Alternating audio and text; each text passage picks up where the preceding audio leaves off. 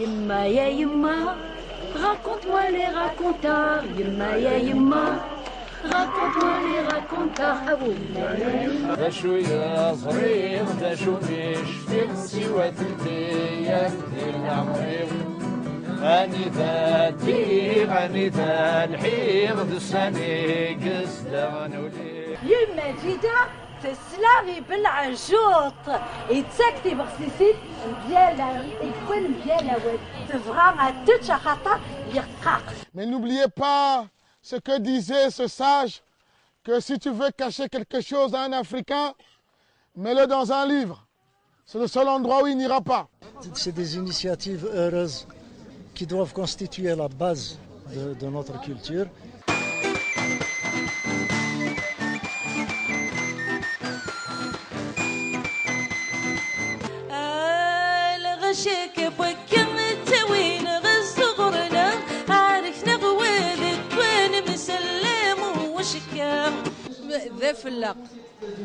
C'est magnifique. Ce qui est impressionnant et ce qui est magique à la fois, c'est que c'est les citoyens et les habitants des villages, donc c'est eux les acteurs principaux.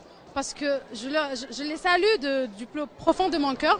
C'est magnifique, inattendu. Aujourd'hui, on a été à la maison de Matoblounes et franchement, je n'ai pas attendu ça, ni une masse comme ça, ni un public comme ça. C'est tellement magnifique.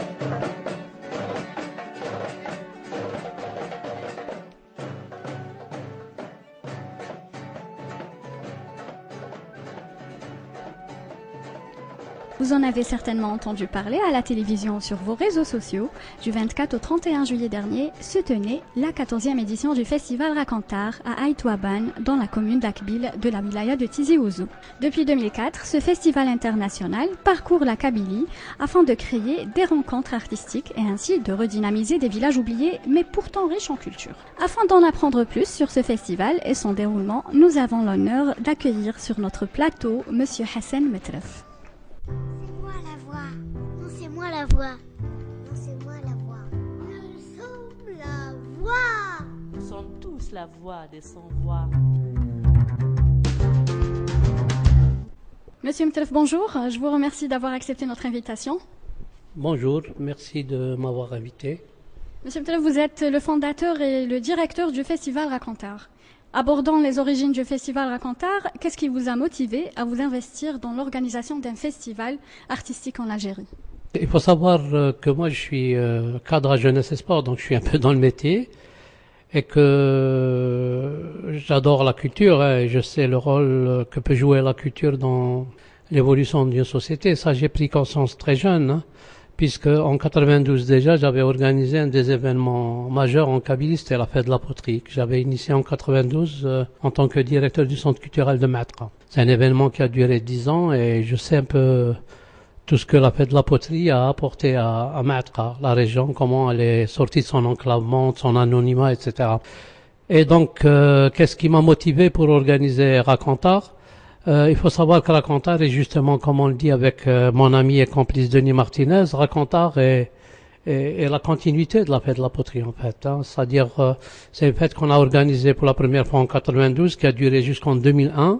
En 2001 ont survenu les événements du Printemps Noir. Donc la Kabylie a cessé de souffler un peu sur le plan culturel, de respirer un peu sur le plan culturel. On est resté quand même 4 ans sans qu'il n'y ait aucune activité, ce qui était quand même lourd et pesant. Et en 2004, avec Denis et Salah Silem, le 3e larron, que je dis avec affection, malheureusement il est décédé en 2010, c'est un ami, un complice et aussi un parent. Nous avons décidé de démarrer cette aventure à partir d'une proposition de Denis Martinez, performance qu'il avait intitulée La fenêtre du vent, tirée de la tradition des femmes kabyles Taqoub Hari, parce qu'il faut savoir qu'en Kabylie, à l'époque, dans les mausolées, etc., il y a toujours une bâtisse, une chambre où il y avait une fenêtre par laquelle les femmes envoyaient des messages aux absents, aux exilés en général. À l'époque, c'était plutôt les émigrés, parce que la Kabylie est une région d'émigration, forte émigration en France. Donc, comme les femmes vivaient un peu seules, qu'elles étaient dans le dénuement, leur seul, c'était un peu le portable avant l'heure. Leur seul truc, c'était d'envoyer des messages à travers cette fenêtre. Elles étaient convaincues que le message allait arriver, puisqu'il y avait des croyances autour de ce Taqoub Hari. Et donc Denis Martinez qui avait pris connaissance de ce Taqo Bahri, la fenêtre du vent, quand il est parti lui-même en France après les événements, donc la décennie noire, il s'était retrouvé dans la peau de l'exilé. Il s'était souvenu de cette activité en Kabylie et il en a fait une performance installation. Il avait fait une grande toile où il avait découpé un carré comme une fenêtre. Et là, il a fait participer plein de gens où l'activité consistait à se mettre derrière la toile et puis dire ce qu'on avait envie de dire. En termes de catharsis, on pouvait pas faire mieux. Voyez-vous une évolution dans la place occupée par l'art en Algérie, dans la société algérienne? Oui, bien sûr, il y a une évolution notable. C'est-à-dire, on avait une façon de faire à l'époque sous le parti unique qui était un peu une manière redondante de faire la culture. Mais là, ces derniers temps, il y a énormément d'initiatives, énormément de performances, d'installations. C'est-à-dire, les artistes se sont libérés dans ce pays. Ils commencent à un peu avoir plus grand, à faire comme dans les autres pays. C'est-à-dire, l'Algérien est ouvert sur l'universel. Et ça se remarque, même si il y a peu d'espace où les gens peuvent s'exprimer. Mais ce qui me plaît justement, c'est que les gens créent leurs propres espaces, les espaces underground. Et c'est cette lame de fond qui est en train de transformer l'Algérie, contrairement à l'Algérie officielle, qui est toujours redondante, c'est-à-dire on voit les mêmes têtes, les mêmes choses, des activités qui sont dénuées de sens. On fait dans la commémorite. Et ça, je ne sais pas si l'art, ça peut faire avancer l'art. Mais il y a quand même des jeunes qui ont pris leur destin en main, de jeunes artistes, plasticiens, photographes, chanteurs, etc., qui sont en train de créer de nouvelles formes artistiques, comme on le voit par ailleurs. C'est magnifique, c'est très riche, et le contact avec les habitants et avec des gens qui viennent du monde entier, c'est extraordinaire. Et voilà, tout est spontané ici, même les abeilles, elles font la fête avec nous, c'est formidable. Troisième fois à Racontard. Beau festival, j'arrive de Marseille, je suis conteuse, je raconte des histoires. On a raconté des histoires là, il y a à La Fontaine. Le manque d'organisation ou la grande organisation qui est la vôtre fait une grande liberté et beaucoup de spontanéité. Ce festival ne fait que monter en puissance. Et la plus grande peur que nous avons, c'est tellement grand maintenant, est-ce que être grand en Afrique, ça peut exploser à la fin? C'est toujours une découverte, on est toujours là au bon moment avec les bonnes personnes et c'est plein de surprises, c'est génial.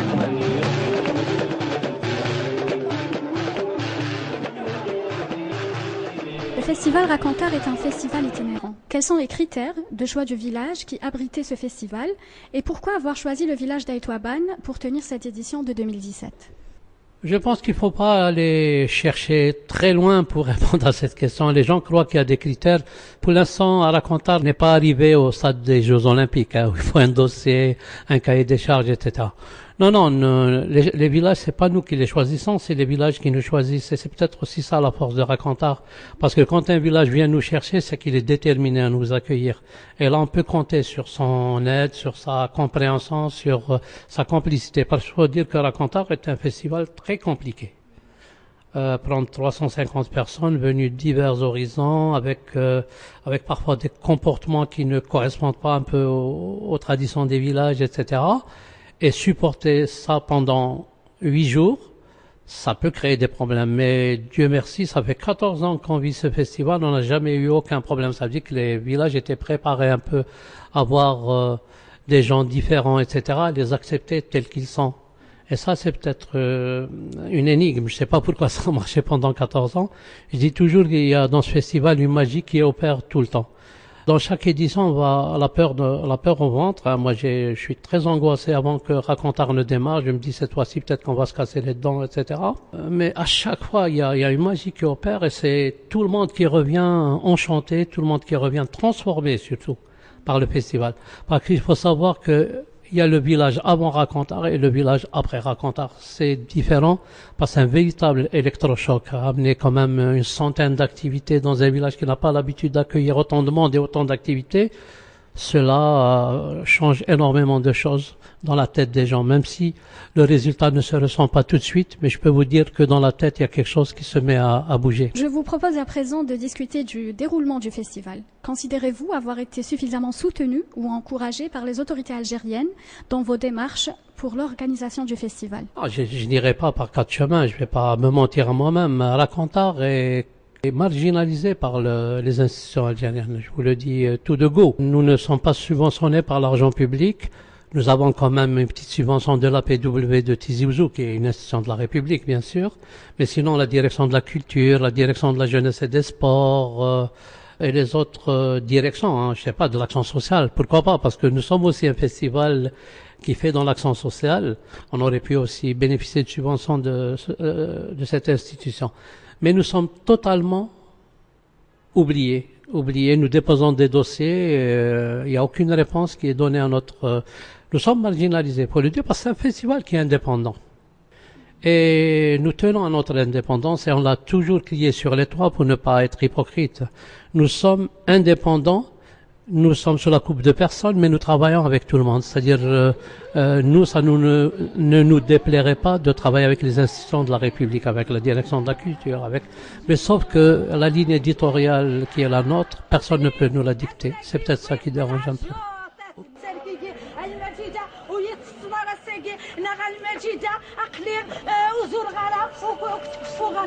Je suis venue de Makouda, Tizi Ouzou. Ce festival est magnifique. J'ai le festival من تيميزار جات عزازكا. Je suis venu de village Aziz. Al-Hadda exactement pour être plus précis. Je viens tout le temps au village Touaban. L'organisation de ce festival je suis très satisfait. C'est vraiment magnifique. Ici, c'est magique. Parce que moi, j'ai déjà fait à Goussi, mais c'était génial. Et Gersafen, c'était super bien. Qu'est-ce qui est magique? Les montagnes, déjà, et les gens. Et l'accueil des gens. C'est incroyable. Ils nous invitent pour manger le couscous. Et on demande s'il y a du leben, le lait... comment il s'appelle? Le lait, ça fait longtemps. Donc... ils en ont pas. On dit c'est pas grave, j'irai en acheter. Là non, bougez pas. Et ils prennent leur mobilette et ils vont acheter du leben pour nous, pour mettre dans le couscous. Mais c'est la vallée des merveilles. Le ministère de la Culture a contribué pour le bon déroulement du festival? Non, pour ne pas être malhonnête, il y a une année où on a eu miraculeusement 100 000 dinars du ministère de la Culture. Je sais pas comment ça a atterri. On nous a appelé pour nous dire il y a 100 000 dinars pour le festival Racontar.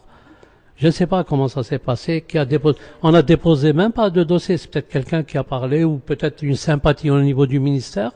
La seule année sur les 14 ans, on a eu 100 000 dinars du ministère de la Culture. Mais sinon, aucune subvention durant toutes les années qui se sont succédées. Pour cette édition, vous avez choisi le thème pour que nul n'oublie le chemin. Comment ce thème a-t-il été représenté? C'est un titre un peu énigmatique, pour que nul n'oublie le chemin. Déjà, quel chemin, etc. Non, mais c'est un jeu de mots. Vous savez, quand on fait de l'art moderne, ce n'est pas d'apporter des réponses toutes faites, c'est de poser plutôt des questions qui peuvent interpeller les gens et qui les poussent à réfléchir. Pour que nul n'oublie le chemin. Quel chemin? Etc. Non, mais en même temps, ce titre a été tiré de deux romans. C'est un clin d'œil à deux romanciers kabyles, Mouloud Feraoun dans Les chemins qui montent, on a pris le mot chemin, et La colline oubliée. Donc, pour que nul n'oublie, on a pris le verbe oublier. La colline oubliée de Mouloud Mamri. Donc, c'est un clin d'œil à ces deux romanciers. Mais dans le titre, il faut pas aller en profondeur, il n'y a rien de profond, c'est juste pour que nul n'oublie le chemin des bonnes pratiques, surtout. Parce que il faut savoir que Racontar est un festival qui va chercher un peu l'enracinement, notre enracinement sur le plan identitaire, sur le plan des coutumes, des traditions, etc.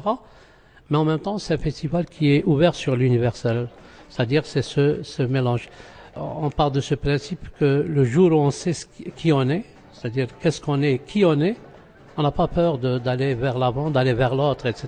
Quand on est enraciné, on peut aller vers l'autre sans problème. Et il est très difficile d'aller vers l'autre quand on a un trouble identitaire ou un problème identitaire. C'est très difficile de s'ouvrir sur les autres.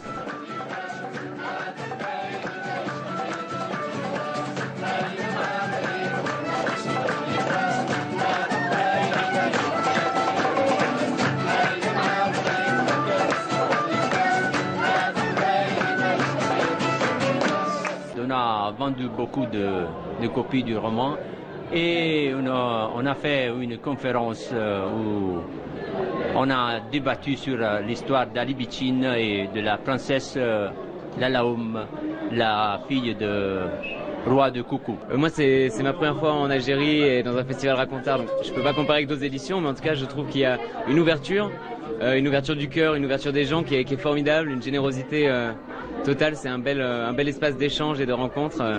Et moi, en tout cas, je suis comblé. Je pense que ça m'a transformé profondément. Les participants, ils sont venus, ils nous ont ramené des choses, ils nous ont montré des choses. Alors c'est à notre tour de leur montrer des choses propres à nous. Alors j'ai eu l'initiative, moi et quelques amis à moi. Donc on a organisé le dépiquage animal, qu'on appelle en kabyle Asserwes.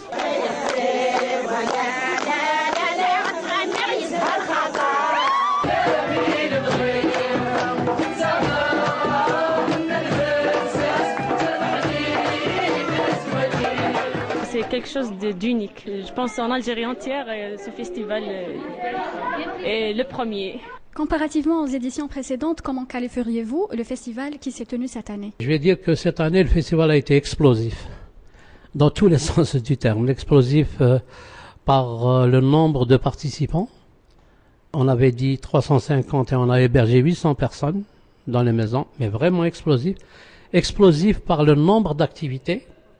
Explosif par la répartition des activités dans le village. Cette année, on a été vraiment en immersion dans le village et il n'y a pas un centimètre dans le village qui a été oublié. C'est-à-dire, il y avait des activités partout, dans les fontaines, dans les maisons. On a été chez les handicapés, on a été voir les cancéreux, on a été voir les mongoliens, on a été voir les autistes, enfin, tous les malades qui ont été signalés ont reçu la visite des racontaristes. Donc c'est une véritable explosion, c'est devenu phénoménal, c'est un peu Racontar, c'est un peu toute proportion gardée un petit Avignon. Je ne sais pas si vous connaissez Avignon, mais quand vous allez à Avignon, vous êtes impressionné par le nombre d'activités qu'il y a dans la rue, mais dans les salles. Et puis tout le monde joue le jeu, les pharmacies, les boulangeries, puisqu'ils accrochent les affiches, il y a les affiches partout. Donc tout le monde joue le jeu. C'est un festival qui est pris en charge par la ville. Et Racontar, c'est un festival maintenant qui est pris en charge par le village. Mais vraiment, hein, on a vu des affiches dans les petits commerces, dans les cafés. Il y a eu des spectacles dans les cafés, des spectacles à domicile, dans les fontaines, dans la Tejme, dans la mosquée. Bon, la mosquée, on l'a pas utilisée pour les spectacles, mais elle a été utilisée pour l'accueil. C'est là qu'on a installé notre quartier général, etc. Donc, tout le village a joué le jeu. Et je peux vous dire que cette année, elle a été explosive. C'est très important d'aller chez les gens qui ne peuvent pas sortir de chez eux. Nous, on essaye au maximum de leur permettre de vivre le festival. Et comme ça, ça sera tout le village, tous les gens du village qui vont profiter du festival. Il faut sentir l'autre pour pouvoir comprendre ce qu'il vit.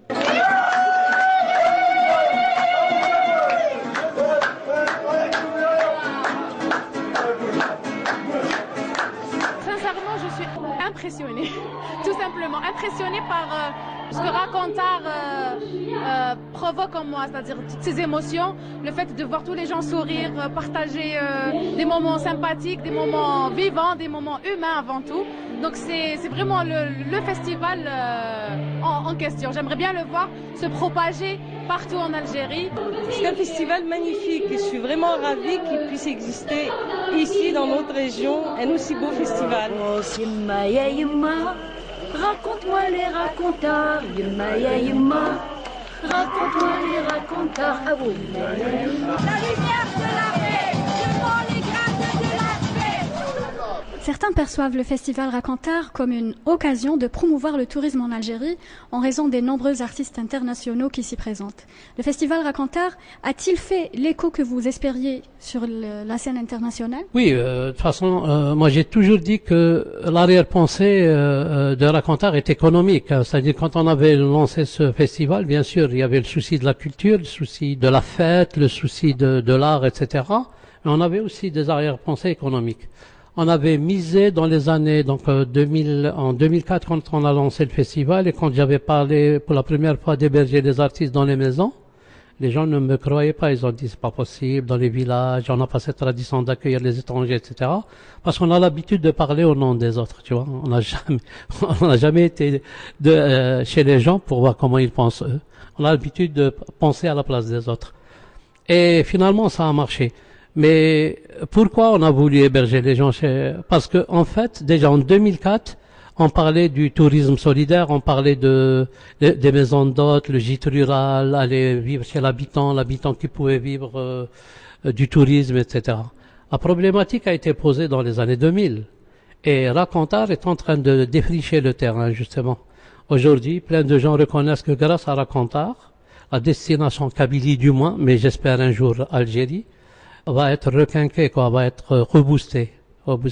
Parce que là, on a des centaines d'étrangers qui viennent visiter la Kabylie. Depuis 14 ans, on peut dire des milliers qui ont visité la Kabylie.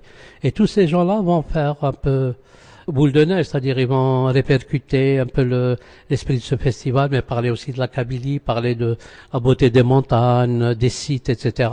Donc, c'est une manière de vendre la destination Algérie, voilà. Et Racontar contribue énormément. Après, sur le plan international, pour répondre à votre question, il faut savoir que nous avons des articles sur Racontar qui sont sortis au Congo, en Sicile, aux États-Unis, en France, en Espagne, en Italie. C'est un festival qui est connu peut-être un peu mieux à l'étranger qu'en Algérie. Voilà. Et tous les artistes qui viennent, c'est pas nous qui les invitons, c'est eux qui nous contactent pour venir à Racontar. Non, c'est devenu un concept qui a fait du chemin, qui a fait tilt, parce que c'est une expérience unique. C'est le seul festival au monde où les festivaliers sont hébergés chez l'habitant. Il n'y a pas un deuxième. On a essayé d'enquêter un peu partout. Tous les témoignages ont dit qu'il n'y a pas d'autre pareil que Racontar. C'est vraiment une expérience unique. Avant de clore cette interview, Monsieur Metref, abordons le futur du festival Racontar. La Kabylie n'étant pas limitée à la seule wilaya de Tizi Ouzou. Envisageriez-vous des rencontres dans des villages se situant un peu partout en Kabylie, voire ailleurs sur le territoire national, telles que les régions des Aurès par exemple, où la culture locale est également berbère? C'est pas l'envie qui manque, c'est-à-dire cette question nous a été posée depuis au moins une dizaine d'années. Déjà les 4 premières éditions, les gens pensaient pourquoi Racontar ne sortirait pas de la Kabylie, comme si nous avions fait le choix de la Kabylie par, on va dire, par chauvinisme.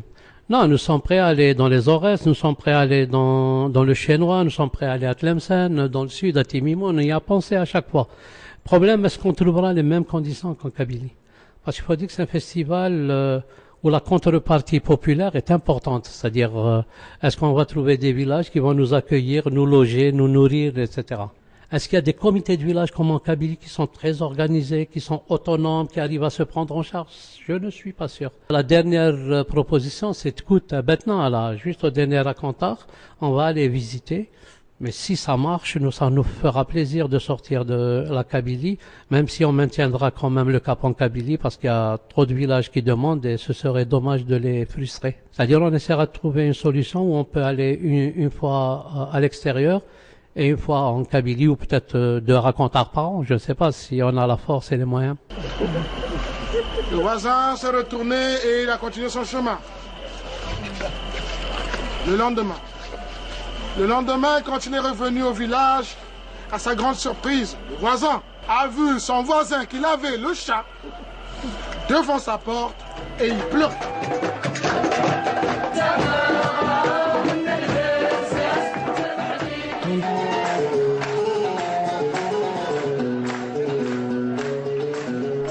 Comment imaginez-vous le futur du festival Racontar? Le futur du festival Racontar est inquiétant.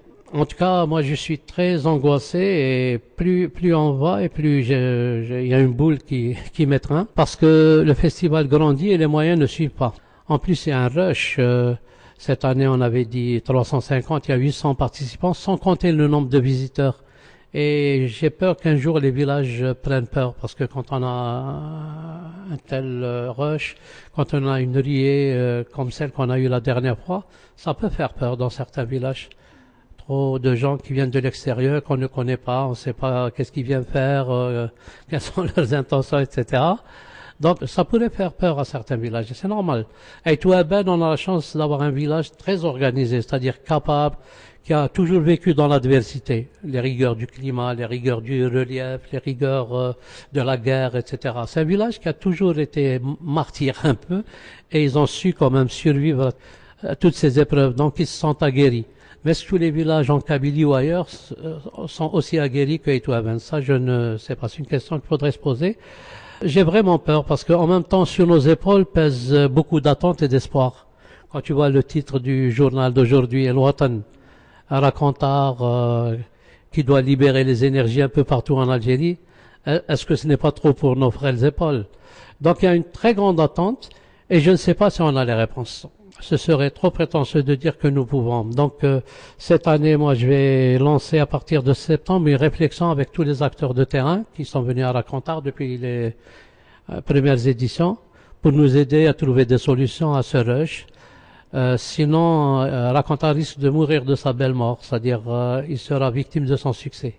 Et là, c'est vraiment la crainte, la peur qui me tenaille actuellement. Yemma ya yemma, raconte-moi les racontars. Yemma ya yemma, raconte-moi les racontars. Ah bon.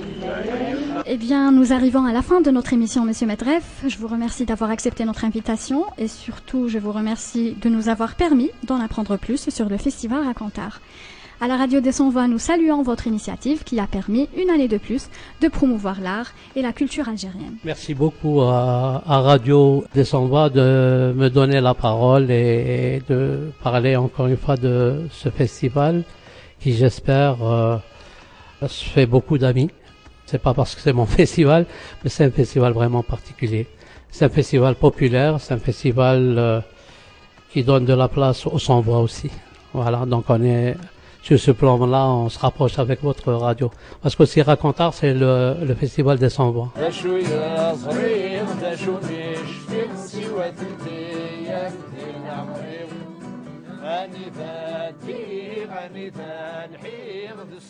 Quant à vous, chers auditeurs et chères auditrices, nous vous remercions pour votre écoute et nous vous donnons rendez-vous la semaine prochaine pour une nouvelle émission avec une nouvelle personnalité. Au revoir.